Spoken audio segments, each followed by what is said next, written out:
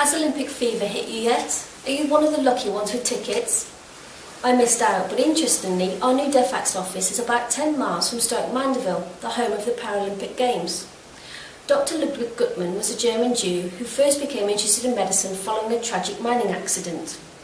A chance meeting with a paralysed miner profoundly affected him, as although young and strong, the miner was given such a futile outlook that he died within 5 weeks.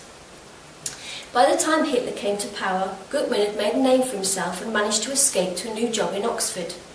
The war progressed, and as many servicemen came back with spinal injuries, the government decided to set up a special unit. Stoke Mandeville was chosen, and Guttmann was asked to take charge. His theories were unorthodox, and one of his major concerns was the future of his paralysed patients and not wanting them to be written off. He started to encourage the use of physical and sporting activities such as woodwork and archery. This progressed, and in 1948 saw the first competition between disabled athletes and the start of what was called the Stoke Mandeville Games. Initially only open to those with spinal injuries, the first Paralympic Games was in Rome in 1960.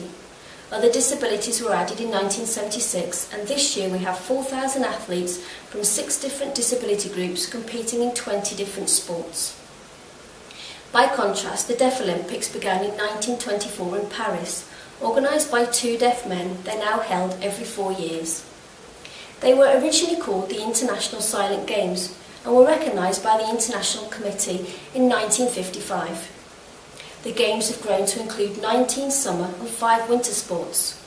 Both the Paralympics and the Deaf Olympics began as a direct response to a need to provide forums where people could compete as equals.